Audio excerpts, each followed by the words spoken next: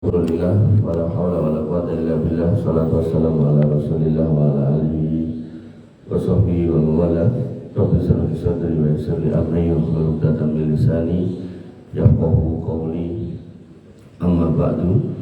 Bapak Ibu yang dirahmati Allah, alhamdulillah, puji syukur kita haturkan kehadirat Allah Subhanahu wa taala atas limpahan nikmat iman Islam yang masih ada di dalam hati dan dada kita, yang harus selalu kita jaga dengan bertakwa, dan takwa yang terbaik adalah di atas ilmu, dan ilmu yang terbaik adalah didapatkan fi baitin min buyutillah, dengan cara yatluna kitab Allah, membaca Al-Quran, wa yatadarasunahu bainahum, dan mempelajari isinya.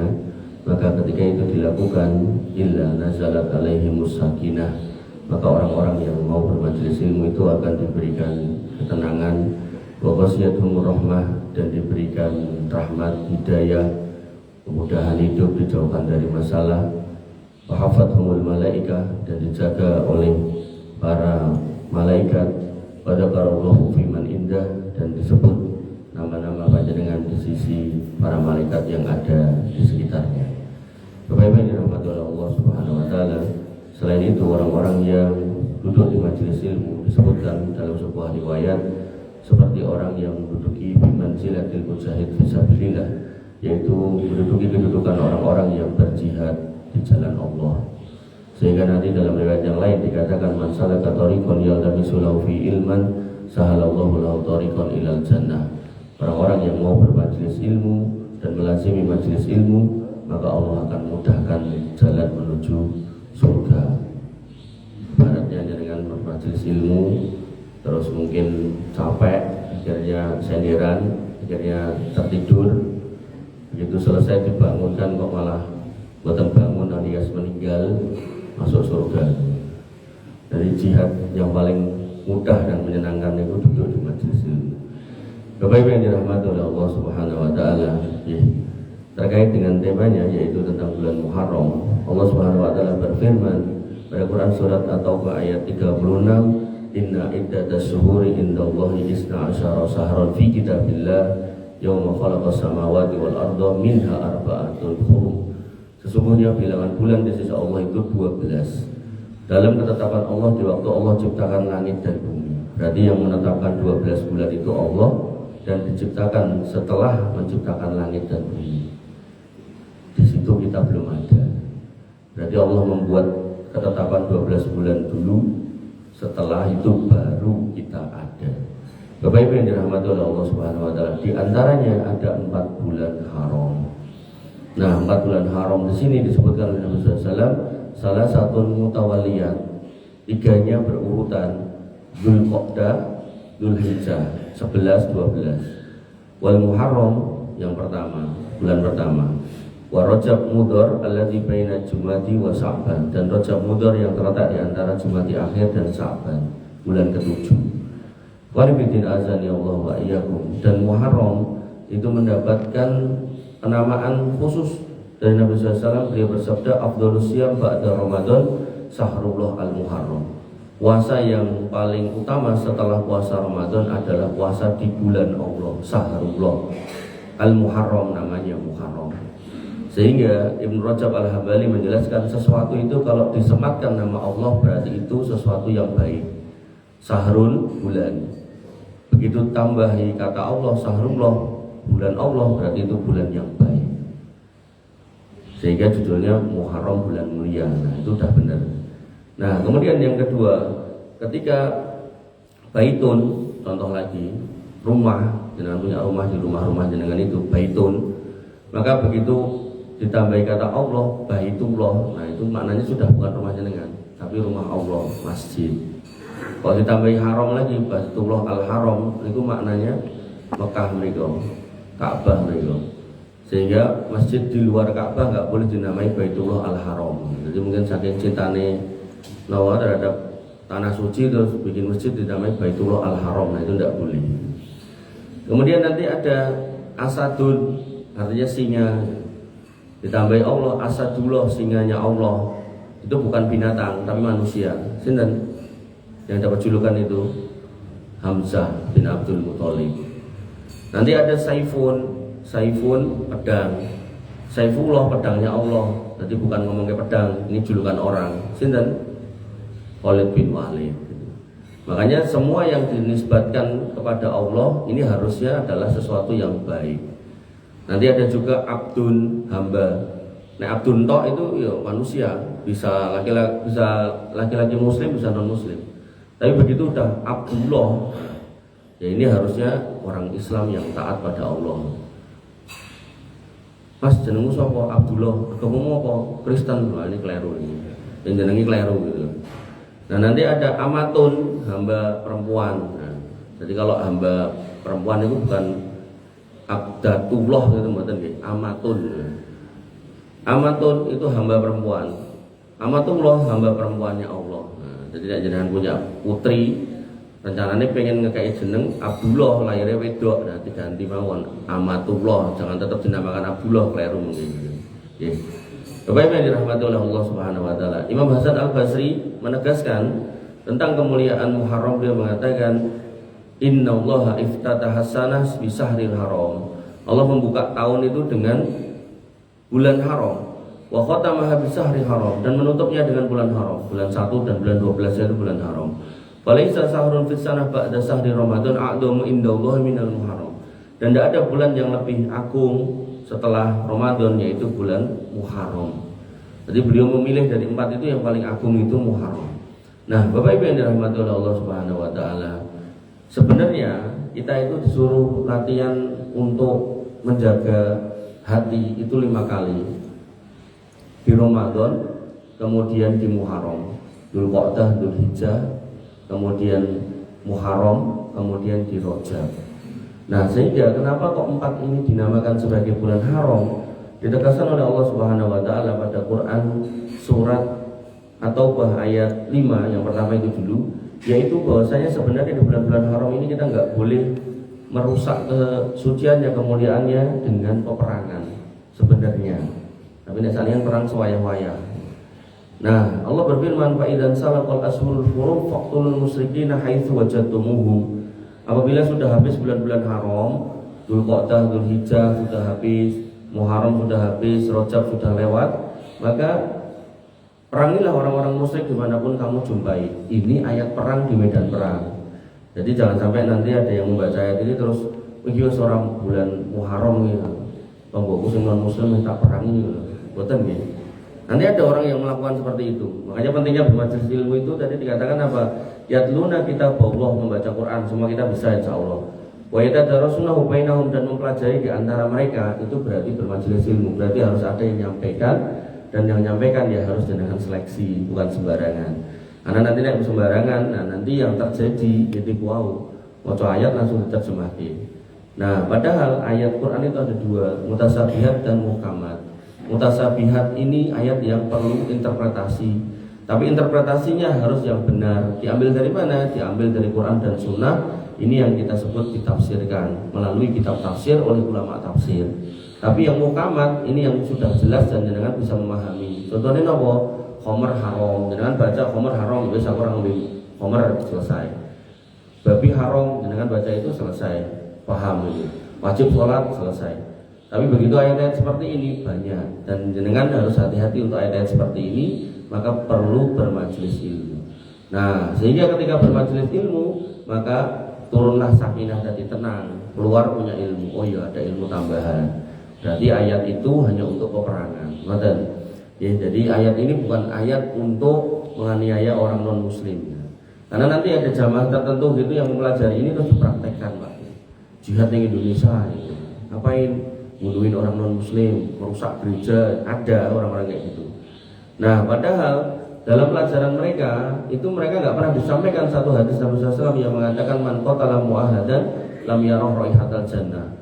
Orang yang berani membunuh kafir mu'ahad di negeri yang damai, maka dia tidak akan pernah mencium bau surga. Hadis ini nggak pernah disampaikan di majelis mereka. Makanya hati-hati, khususnya yang muda-muda. Bapak Ibu yang dirahmati oleh Allah Subhanahu wa taala, niku dulu. Yang pertama, bulan haram tidak boleh melakukan peperangan, niku hukum asalnya. Tapi begitu kemudian diserang seperti yang terjadi di beberapa negara muslim, ya mau nggak mau dia membalas, nggak apa-apa. Nah, kemudian yang berikutnya, ada spesial larangan khusus di bulan haram, tidak boleh bermaksiat. Allah berfirman pada surat At-Taubah tadi di ayat 36 tadi, di akhir ayatnya Allah menutup ayat itu dengan firman-Nya, "Fala tadlimu fihinna anfusakum." Jangan kamu dolimi dirimu pada bulan-bulan itu. Berarti ini larangan secara khusus. Sehingga Al-Imam Qatadah rahimahullah berpendapat, "Inna dzulma fil ashuril hurum a'dhamu khati'atan wa wizran minad dzulmi fi ma siwaha." Berbuat dosa di bulan haram itu kesalahan dan dosanya lebih besar daripada bulan-bulan lain. Ibaratnya ibaratnya dosa di bulan biasa niku nek menipu orang niku gedene kayak botol aqua 600 mili ibaratnya. Nah, itu kalau dilakukan dosa yang sama di bulan haram niku dosanya niku kayak galon. Ya nek galon, nek toren nih. Ya terserah Allah mau membesarkan dan mengecilnya gitu. Sehingga pasti lebih besar, cuman sebesar apa? Wallahu alam, terserah Allah. Pramilo sebenarnya latihan kita tadi saya sudah bilang sebenarnya 5 kali. Kalau untuk jadi pejabat kan cukup ikut diklat kepemimpinan, itu nanti bisa dipakai sampai pensiun. Lah kalau ini tadi untuk jadi seorang muslim kita itu sebenarnya dilatih dalam 5 termin. Termin pertama itu Ramadan, termin kedua yaitu Dzulqa'dah, termin ketiganya Dzulhijjah, termin keempatnya adalah Muharram, termin keempatnya Rajab. Hanya saja di bulan Ramadan setannya dicencang. Sedangkan di 4 yang lain setannya buatan ada dalil yang menunjukkan diikat. Sehingga banyak orang di Ramadan itu memenuhi masjid, di Muharram, Rajab, kemudian Dzulqa'dah, Dzulhijjah ya dianggap biasa. Padahal sebenarnya ini statusnya adalah bulan mulia juga. Nah, apesnya lagi ya, kita sebagai manusia itu yang pertama dibekali nafsu yang selalu meronta-ronta untuk berbuat jelek. Inna nafsal amaratum bisu illa ma rahima rabbi. Kemudian yang kedua, kita sebagai manusia dititipi satu jin yang selalu membisikkan yang jelek, namanya jin koring. Dibisiki jelek terus gitu kan. Tanggone tuku motor, piye carane motore dipek. Nah, sedangkan sahabat pernah bertanya, "Ya Rasul, apakah jenengan juga ada jin koring ini?" Kata Nabi, "Aku yang duwe, mung jine wis mlebu Islam, makanya selalu bisiki aku sing apik-apik." Sehingga kalau Nabi itu setiap malam, setiap pagi atau setiap sepertiga malam terakhir itu sholat tahajud sampai kakinya bengkak, lah kita aja witir sekali aja sok terlupa gitu kan. Ini pun benten kelasnya gitu. Nah, kemudian yang ketiga, Bapak Ibu yang dirahmati oleh Allah Subhanahu wa taala, ternyata ketika kembali kepada bulan-bulan ini, ternyata tadi itu setannya dilepas.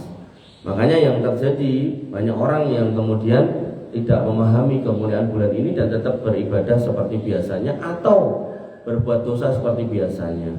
Padahal ketika dia menghayati skema Allah untuk melatih, menjaga, memagari jiwa agar tidak selalu berbuat dosa, maka harapannya di 7 bulan berikutnya tetap selamat, aman, terkendali. Nah, malah yang kita lihat kadang di Ramadan ini malah ada orang dikasih rompi merah, rompi oranye. Jadi malah maksiatnya di bulan Ramadan. Nek Ramadan aja bermaksiat, apalagi di bulan haram. Lalu saya itu isi pengajian di daerah Gilingan, nah, itu melewati RRI. Ramadan gitu tetap praktek. Nah, bulan haram ngeten iki yo tambah akeh sing praktek gitu kan. Makanya Bapak Ibu yang dirahmati oleh Allah Subhanahu wa taala, sing guyu ngerti niku napa. Nah, maka ini musibah kita karena kita tidak paham itu bulan mulia. Nah, Bapak Ibu yang dirahmati oleh Allah Subhanahu wa taala, kemuliaannya kemudian digambarkan atau disebutkan oleh Abu Usman An-Nahdi. Beliau mengatakan kanu yu'addimuna salasa asyarat. Kami para ulama mengagungkan 10 yang 3. Jadi ada 10 yang 3. Yang pertama al-asrul akhir min Ramadan, 10 terakhir bulan Ramadan. Itu kita pahami sudah. 10 terakhir bulan Ramadan yang ganjilnya wabil khusus di tanggal 27, walaupun nggak selalu 27, di situ ada Lailatul Qadar. Namanya Lailatul Qadar maka digapainya ya pas malam. Dari mulai kapan? Sejak maghrib sampai hatta matlail fajar, sampai terbit fajar waktu subuh. Nggih jangan salah lagi, nanti ada yang lek-lekan bengi begitu adzan subuh malah turu, sholat subuh lewat. Nah niku nggih klentu gitu kan.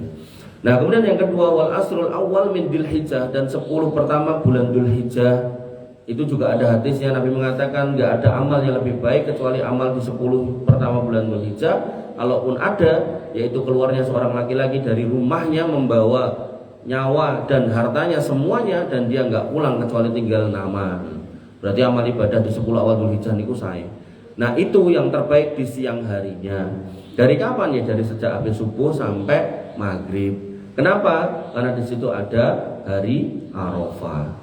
Nah, beliau kemudian mengatakan yang ketiga, wal asrul awal minal Muharram, dan 10 yang pertama bulan Muharram. 10 pertama bulan Muharram nggak ada hadis khususnya, sehingga apakah siang apakah malam, wallahu alam, bisa siang bisa malam. Nah, kekhususannya disebutkan oleh Nabi SAW, afdhalus siyam ba'da Ramadan sahrullah al-Muharram. Puasa yang terbaik setelah Ramadan adalah puasa di bulan Allah, bulan Muharram. Formatnya seperti apa puasa Muharram? Apakah ada ketentuan khusus, cara khusus, makanan khusus, pakaian khusus, ikat kepala khusus, dan bahasa enten biasa ngoten niku to. Dadak semedi ning tempat khusus. Enten unggah Gunung Merapi dan seterusnya ngoten niku, Gunung Lawu lan sak miturute. Apakah seperti itu? Nah, Nabi SAW mengatakan diriwayatkan dalam sebuah hadis, anna Rasulullah sallallahu alaihi wasallam lam yasbi sahran kamilan qattun ghairu Ramadan. Nabi SAW tidak berpuasa sebulan full kecuali bulan Ramadan. Niku dulu catatannya. Berarti nek puasa sebulan full itu cuma Ramadan. Walam yakun yasumu sahron aksara min Sa'ban, dan tidak ada yang lebih banyak kedua setelah Ramadan yaitu Sa'ban. Ini khilaf ulama, tapi secara umum adalah cuma setengah bulannya, 15 hari tok. Kenapa? Karena puasa mendekati bulan Ramadan itu makruh. Nah, dikecualikan oleh ulama-ulama fikih, yaitu ibu-ibu yang masih punya PR, itu boleh puasa mendekati Ramadan, karena nanti nek masuk Ramadan kok masih punya utang, maka utang itu tetap harus dibayar, masih ditambahi fidyah. Maka biar nggak kena fidyah, kalau emang waktunya mepet, nggih monggo puasa mendekati bulan Ramadan. Tapi langkung saya mumpung niki masih jauh diselesaikan. Nah, Bapak Ibu yang dirahmati Allah, 15 hari di bulan Sa'ban, sehingga ketika jenengan mau berpuasa sunnah di bulan Muharram itu bukan dengan tata cara khusus, bukan, tapi dibatasi dengan jumlah, yaitu jumlahnya tidak boleh lebih dari 15. Karena 15 niku sudah wilayahnya Sa'ban, apalagi kok lebih dari 30 niku ya tambah gak mungkin gitu kan. Nah, sehingga berarti maksimal cuma 14. Nah, puasanya apa? Ya puasa Senin Kamis niku, atau Ayyamul Bid, atau puasa Daud. Nek di total jangan lebih dari 14. Sehingga kalau Senin Kamis setiap pekan, nah, mungkin Senin ini yang pertama setiap pekan berarti 2 kali, dikali 4 berarti 8. Jadi kan masih lebih kecil daripada 14. Ditambah Ayyamul Bid 3, nah, ketemunya 11, aman. Atau kalau jenengan mau puasa Daud, 1 hari puasa 1 hari enggak, 1 hari puasa 1 hari enggak, itu totalnya kalau sebulan kan 15, dan jenengan kurangi 1 biar 14, aman. Mengatakan, jadi tidak ada tata cara khusus, makanan khusus, pakaian khusus, atau apapun yang dikhususkan, tidak ada. Ini niku. Dan ini sama dengan puasanya para jomblo. Loh kok enak mas? Enten. Tapi bukan juga puasa khusus, enggak. Nabi cuma mengatakan, ya maksaros sabab, wahai para pemuda. Ini memang dikatakan kepada para pemuda. Ini termasuk di dalamnya orang yang sudah enggak muda tapi enggak punya pasangan. Nah, berarti Pak Diyat masuk nih. Ya maksaros sabab, manis satu amin kumul ba'ah falyatazawwaj. Barang siapa di antara kamu mampu nikah, nikahlah. Fa innahu aghaddu lil basari wa ahsanu lil farji, karena itu lebih menundukkan pandangan dan lebih menjaga kehormatan. Wa illam takun, kalau tidak mampu, fa alaihi bisyam, maka puasalah. Nah, puasanya jomblo ini bukan berarti puasa yang punya aturan khusus buat dan nggih. Niku wau Senin Kamis yang diperbanyak, atau puasa Daud, atau puasa 3 hari berturut-turut setiap bulan. Dalam rangka apa? Mengekang hawa nafsu kalau masih ada gairah yang meledak-ledak. Nek gadah pasangan pun gampil. Kata Nabi, kalau kamu keluar rumah melihat yang menggerakkan hasratmu, pulang temui istrimu, yang dimiliki dia sama dengan yang kamu lihat di jalan. Selesai. Makanya tadi berlaku untuk jomblo, apakah yang memang belum menikah ataukah yang sudah menikah tapi sudah tidak ada pasangannya. Bapak Ibu yang dirahmati oleh Allah Subhanahu wa taala. Nah, 3 jomblo pernah datang pada Nabi SAW dan kemudian mengatakan kepada beliau, "Ya Rasul, saya pengen puasa terus nggak mau buka. Jadi nggak mau leren poso buka, tapi setiap hari sepanjang tahun. Nah ini teman saya mau sholat terus nggak mau tidur. Nah sebelahnya mau ibadah terus sebagai jomblo nggak mau nikah.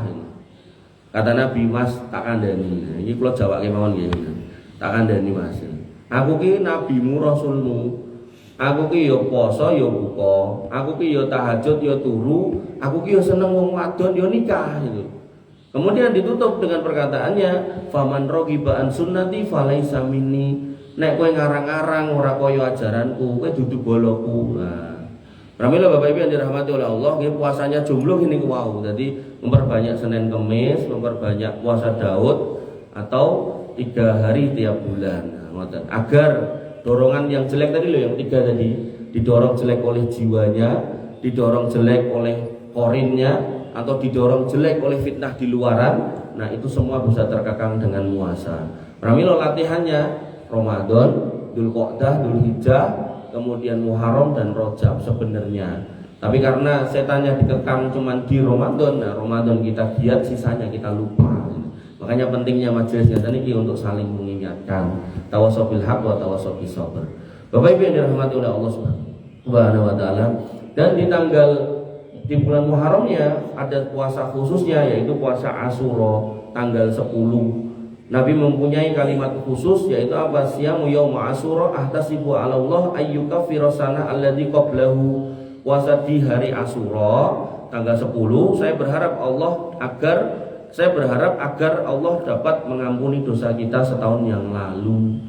Nah, kalau kemarin jenengan di Dzulhijjah tanggal 9 puasa Arafah, diampuni dosa setahun sebelumnya dan setahun setelahnya.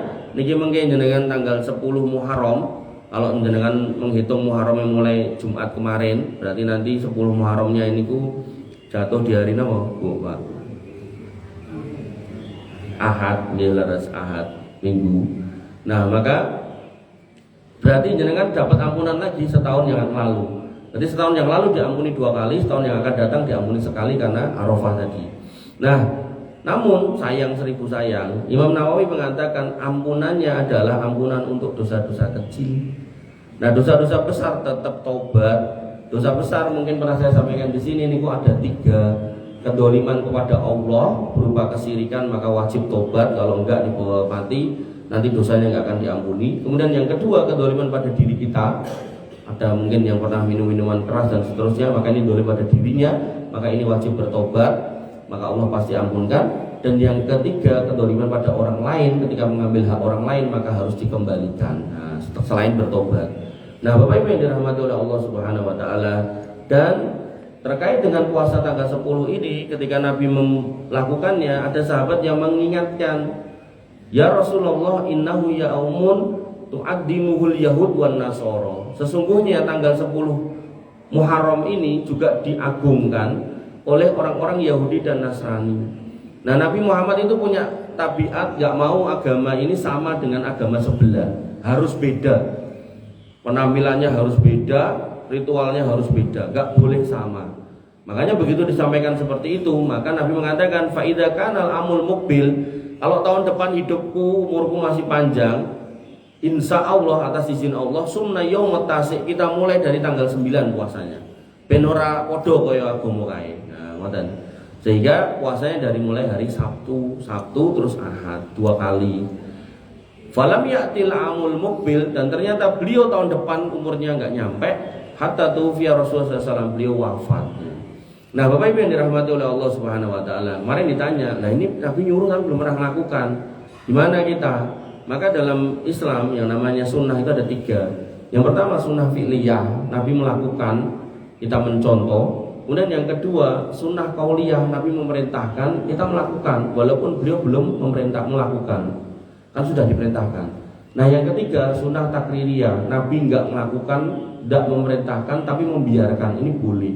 Contohnya sebagian sahabat yang makan kadal gurun, dok. Jadi kadal gurun itu dicari-cari nang pripun ngoten. Terus Nabi lihat, ditawari, "Go Rasul." Nabi mboten kersa. Tapi nggih mboten penging, enggak dilarang tapi juga enggak mau gitu kan. Nah, disitulah kemudian disepakati kehalalannya kadal gurun atau dop oleh para ulama. Nah sayangnya kalau di kitab fikih dop niku kalau diterjemahkan di kitab fikih Indonesia yang terjemahan itu dop niku diterjemahke biawa. Padahal kadal gurun kali biawa niku beda sifatnya. Nek kadal gurun niku pemakan tanaman, biawa niku pemakan bangkai, niku benten.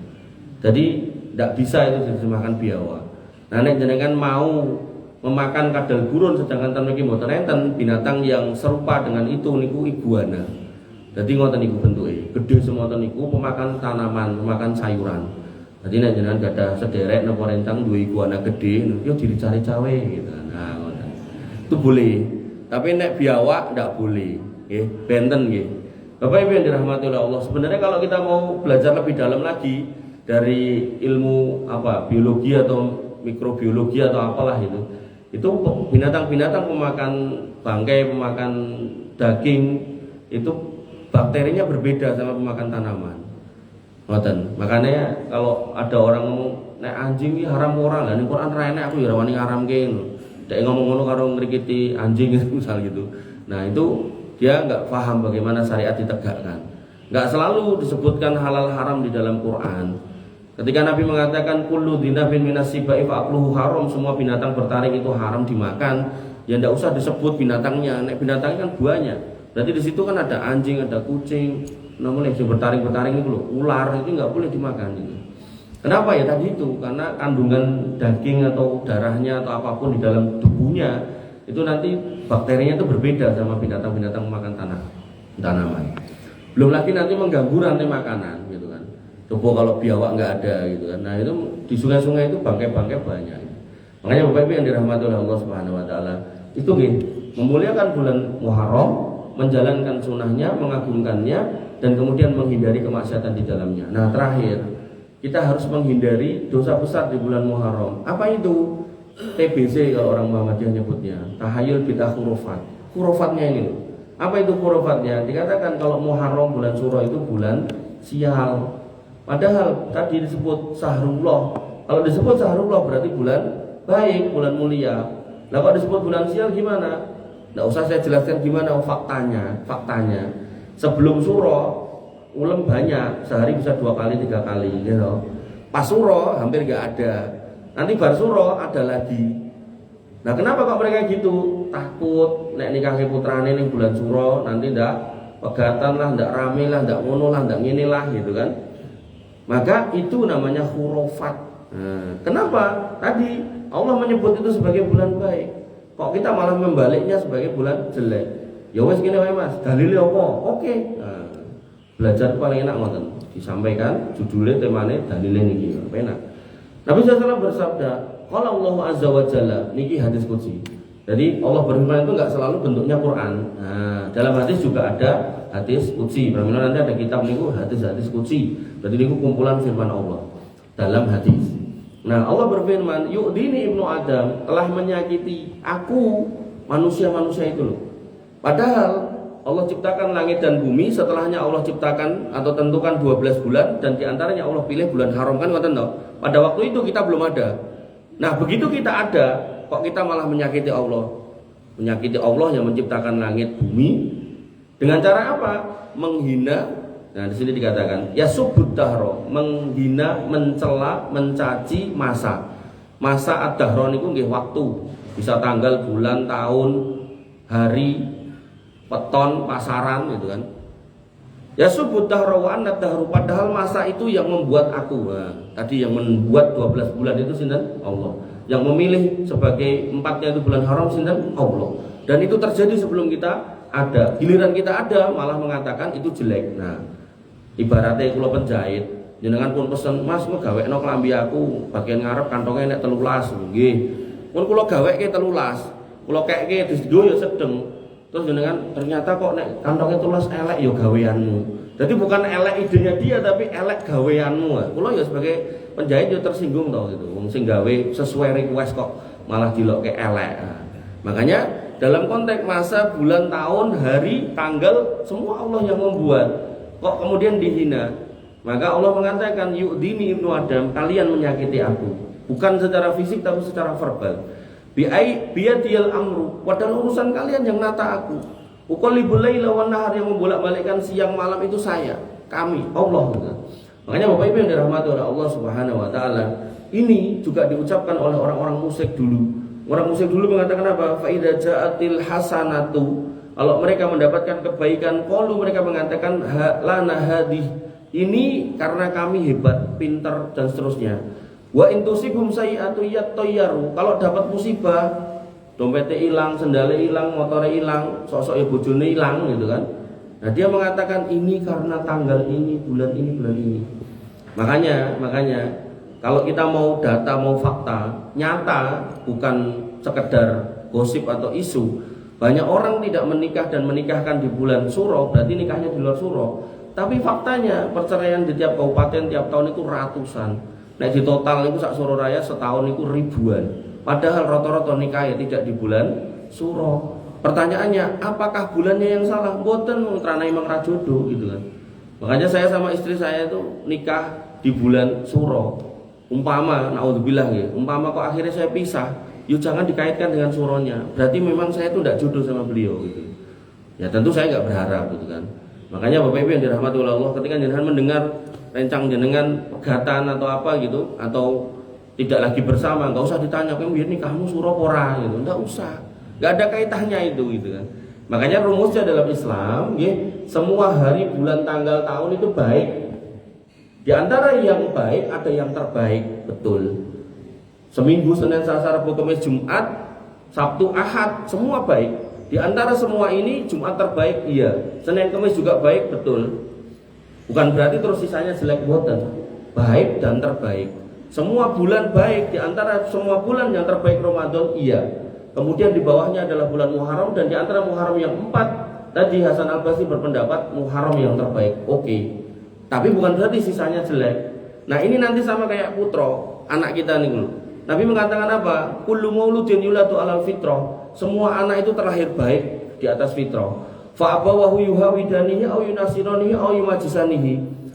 Baik buruknya anak kita itu tergantung orang tuanya. Kalau tadi hadisnya berbunyi dia yang menyahudikan, menasranikan atau memajusikan, tapi bisa juga masih muslim tapi rasolat, itu tergantung orang tuanya. Makanya nanti ada vektor X, vektor Y. Nah, di sumbu X inilah tergantung orang tuanya, yang mewarnai orang tuanya. Kok sudah diwarnai baik, kok masih nggak baik? Maka Nabi mengatakan tadi bahwasanya apa? Almar'u ala dini khalilihi. Seseorang itu tergantung agama temannya. Fal yang dur man yuqalilu, maka lihatlah temannya. Bapaknya sudah ngasih pesantren, sudah ngasih majelis ilmu, sudah difasilitasi jadi anak baik, kok berteman dengan orang nggak baik, ya jadilah nggak baik. Makanya keluaran dari seorang anak itu vektor X kuadrat ditambah Y kuadrat, R kuadrat di akar, ya itulah vektornya, itulah anak kita. Sehingga ketika jenengan ngersake anak yang baik, berarti pendidikannya harus baik. Di samping itu temannya harus baik. Mulai ngerperiki daerah Jaten ini pagi melewati sama Triadi, subuh niku tak nom-nom jeneng telajak sama Triadi. Nah, mungkin niku sanes putra jenengan. Nah, pengajiannya itu sama Triadi, Pak. Ra lanang ra wedok karo ngrokok ngoten niku. Lha sing kudungan bareng ya ngrokok. Makanya Bapak Ibu yang dirahmati oleh Allah Subhanahu wa taala, niku musibah nggih. Nah, sehingga kembali ke situ lagi bahwasanya semua hari itu baik, tidak ada yang jelek. Walaupun di antara hari yang baik ada yang terbaik, betul. Satu lagi khurafat, sebenarnya banyak, tapi dua khurafat ini khurafat terbesar di bulan Suro, bulan Muharram, yaitu khurafatnya orang-orang Syiah yang dia itu menganiaya dirinya sendiri di bulan Muharram. Ketika ditanya kenapa, alasannya karena pengen ikut merasakan kesedihan meninggalnya Imam Husain yang dibunuh oleh pasukan Yazid bin Muawiyah. Nah, faktanya Bapak Ibu yang dirahmati oleh Allah Subhanahu wa taala, Nabi SAW mengatakan laisa minna man latamal hudud wa syaqqal juyub wa da'a bi taqwal jahiliyah. Bukanlah termasuk golonganku orang yang menampar-nampar pipi ketika ditinggal mati orang yang dikasihi, kemudian merobek-robek baju dan berteriak-teriak seperti teriakan orang jahiliyah. Nah, orang Syiah itu enggak cuma merobek baju, Pak. Nah, sing Indonesia nampar pipi sama nampar dada, mukul-mukul dada nih. Tapi kalau yang di luar itu sudah merobek-robek kulitnya. Jadi pakai rantai digebuk-gebuk. Kadang rantai itu ujungnya dikasih silet, sosok pakai pedang juga itu sampai melowek ke gere gitu. Nah, yang seperti ini Nabi melarang. Bahkan baju aja tidak boleh, apalagi badannya sendiri, tambah terlarang.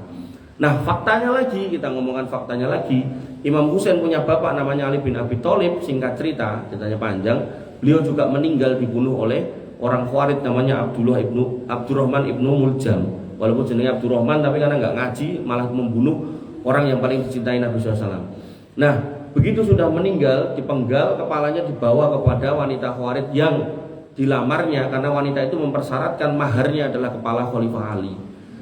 Nah, Al-Imam Hasan dan Husain selama hidup sepeninggal bapaknya tidak pernah menganiaya diri dalam rangka untuk merasakan kesedihan kepergian bapaknya.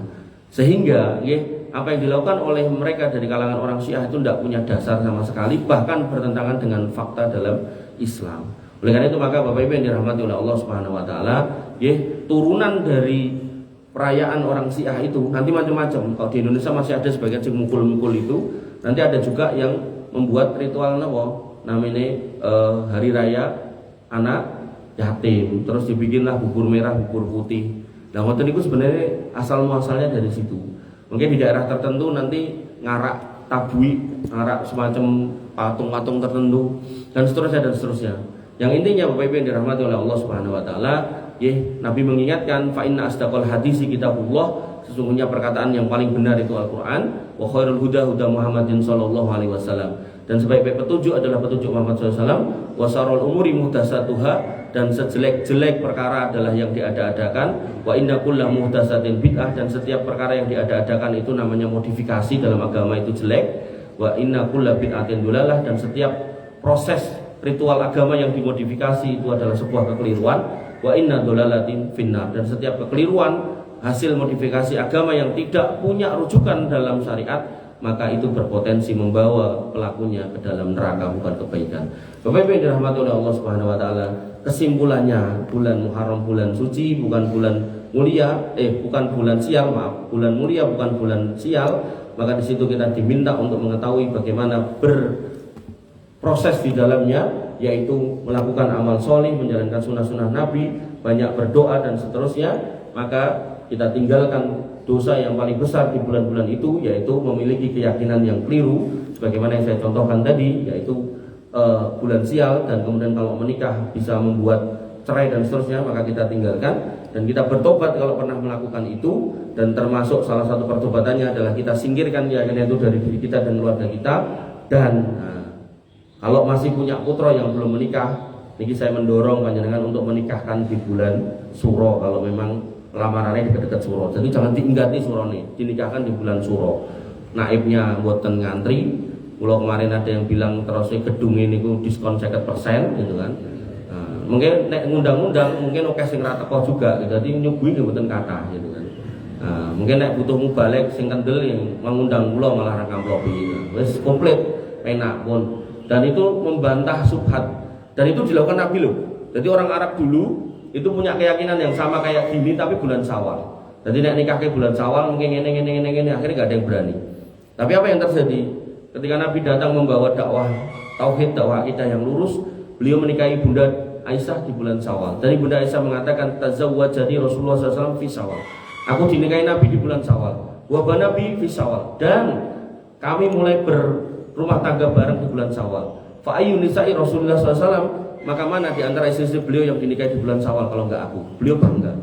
Makanya seorang muslim harus menunjukkan akidahnya yang lurus, kalau memang lamarannya dekat-dekat bulan Suro, dinikahkan di bulan Suro. Tapi kalau lamarannya jauh dari bulan Suro, enggak harus ngenteni Suro. Saya pun nikah Suro niku nek di tanggal 5 Mei niku tanggal 10 bulan 1 2010. Dan ini kan nek ben tanggal cantik kan tanggal 10 bulan 10 tahun 2010. Ini kan ngenteni 9 bulan aku ya moh gitu kan. Makanya ya tanggal 10 bulan 1 aja lah gitu kan. Nah, maka Bapak Ibu yang dirahmati oleh Allah, pilih perkataan yang bisa saya sampaikan tadi diamani untuk berdoa nih Pak. Kita tutup dengan doa nggih. Ini spesial nih, dibikin doanya untuk jamaah niki. Bismillahirrahmanirrahim. Alhamdulillahirabbil alamin, hamdan syakirin, hamdan naimin, hamdan yuafi ni'amahu wa yukafi mazidah. Ya Rabbana lakal hamdu kama yanbaghi li jalalika wa 'azimi sultani. Rabbana lakal hamdu anta nurus samawati wal ardi wa man fina wa lakal hamdu. La ilaha illa anta subhanaka inna kunna minadh dhalimin wa illam taghfir lana wa tarhamna lanakunanna minal khasirin. Allahumma ighfir lil muslimina wal muslimat wal mu'minina wal mu'minat الأحياء منهم والأموات إنك سميع قريب مجيب الدعوات ويا قاضي الحاجات ربنا ظلمنا أنفسنا وإن لم تغفر لنا وترحمنا لنكونن من الخاسرين ربنا اغفر لنا ذنوبنا ولوالدينا وارحمهم كما ربونا صغارا اللهم اغفر لهم وارحمهم وعافيهم واعف عنهم وأكرم نزلهم ووسع مدخلهم واغسلهم بالماء والثلج والبرد اللهم ya Rabbana ya Malikas samawati wal ard ya Allah Rabb kami wahai pemilik langit dan bumi anta alamu bi ahwalina wa anta alamu bi hajatina engkau lebih tahu keadaan kami dan engkau lebih tahu kebutuhan kami fi hadhil majlis al mubarak di majlis yang penuh berkah ini wa fi hadhil qaryati al mubarakah dan di kampung yang diberkahi ini narfa'u aidina ilaik kami angkat, kami tengadahkan tangan kami kepada engkau nas'aluka ya Allah, kami mohon kepada engkau wa natawajjahu ilaika dan kami menghadapkan wajah kami kepada engkau wa narju rahmataka dan kami berharap rahmatmu wa fadlak dan karuniamu faqbal du'aana wastajib mas'alatana maka kabulkan doa-doa kami dan wujudkan semua permintaan kami yang kami ucapkan nanti innaka antas sami'ul qaribul mujib sesungguhnya engkaulah Rabb yang maha mendengar maha dekat lagi maha mengabulkan Allahumma an'im ala ahli hadhil qaryah al-mubarakah bisihah wal afiyah ya Allah limpahkanlah kepada warga kampung sini keberkahan kesehatan dan keselamatan waj'al man kana sahihan fi himayatik min kulli da'in wa bala'in dan lindungilah mereka yang sehat dari semua penyakit dan musibah wasmi man kana maridun sifaan la yughadiru saqaman dan sembuhkanlah warga sini yang sakit dengan kesembuhan yang tidak menyisakan sakit sedikit pun wa yassir lahum jami'a umurihim dan mudahkanlah semua urusan mereka warfa' anhumul usra wal haraj dan angkatlah semua kesulitan dan kesempitan mereka waftah lahum abwabar rizqil halal wasi' al mubarak bukakanlah pintu rizki yang halal luas dan penuh keberkahan waqdi duyunahum lunaskan hutang-hutang mereka wa fukka kurbatihim dan lepaskan semua kesempitan hidup mereka wa yassir lahumul hajja wal umrah dan mudahkanlah mereka untuk berhaji dan umrah walau bi ghairi daf'in samanin jika perlu tanpa membayar sama sekali ya akramal akramin wahai Rabb yang maha mulia yang paling mulia warzuq man la walada lahu ad-durriyatas shalihah karuniakanlah bagi yang belum memiliki keturunan-keturunan yang salih waj'al aulada wa ahfada man lahum auladun shalihin wa barin dan jadikanlah mereka yang sudah punya anak dan cucu jadikanlah anak cucunya orang-orang yang salih dan berbakti wahfad usarahumul mutazawwijah dan jagalah keluarga mereka yang telah berumah tangga wajma' bainahum fil mawaddah warahmah dan satukan mereka dalam mawaddah kecintaan dan rahmat wa man lam yatazawwaj dan bagi yang belum menikah wa yassir lahu zawaj bi shalihin aminin wa shalihatin aminatin maka mudahkanlah mereka untuk bertemu jodohnya yang salih dan penuh amanah waj'al azwajahum umana'a la yakhunun jadikanlah pasangan mereka orang-orang yang jujur dan amanah tidak berkhianat dalam rumah tangga wa man kana lahu baitun dan buat mereka yang memiliki rumah faj'al baitahu aminan wa murihan wa mumtali'an bil barakah jadikanlah rumahnya tempat yang aman nyaman dan penuh keberkahan wa man lam yakun lahu baitun dan bagi yang belum punya rumah warzuqhu baitan min ghairi riban wala dainin mut'aibin maka berikanlah rumah yang bebas dari riba dan hutang yang memberatkan waj'al jiranahum minas solihin jadikanlah tetangga-tetangga mereka orang-orang yang salih wa ihwanahum minal mu'minin dan jadikanlah saudara-saudara mereka orang-orang yang beriman wajannibhumul mu'dhin wadh-dhalimin wal mufsidin dan jauhkanlah mereka dari orang-orang yang suka menyakiti orang-orang zalim dan orang-orang yang suka menyebarkan kerusakan wahfadhum min kulli batilin wa dhalalatin wa min ahlil fitan dan lindungilah mereka dari semua kebatilan kesesatan dan para pembuat fitnah waj'al qaryatahum qaryatan aminatan mutmainnatan mumtali'atan bil ilmi wal iman dan jadikanlah kampung mereka ini kampung yang penuh kedamaian tentram penuh ilmu dan iman wa wafiqhum li huduril majalisil ilmiyah dan berilah taufik kepada mereka untuk senang ke majelis ilmu waj'alha nuran fi qulubihim dan jadikanlah majelis ini menjadi majelis yang penuh cahaya buat hati mereka warzuqhumus salamata fid dunya wal akhirah berikanlah keselamatan buat mereka di dunia dan di akhirat. Wa atihim hasanatid dunya wal akhirah, dan berikanlah kepada mereka kebaikan di dunia dan di akhirat. Wa adkhilhumul jannata ma'a usarihim duna hisabin wala adabin wa ma'a sayyidina Muhammadin sallallahu alaihi wasallam, dan masukkanlah mereka ke surga bersama keluarga-keluarga mereka tanpa hisab dan tanpa adab, bersama dengan Nabi kita Muhammad sallallahu alaihi wasallam. Wa sallallahu ala nabiyyina Muhammadin wa ala alihi wa sahbihi wa sallim ajmain. Subhanaka rabbika rabbil izzati amma yasifun wa salamun alal mursalin walhamdulillahi rabbil alamin. Amin amin amin ya rabbal alamin. Akhirul kalam. Assalamualaikum warahmatullahi wabarakatuh.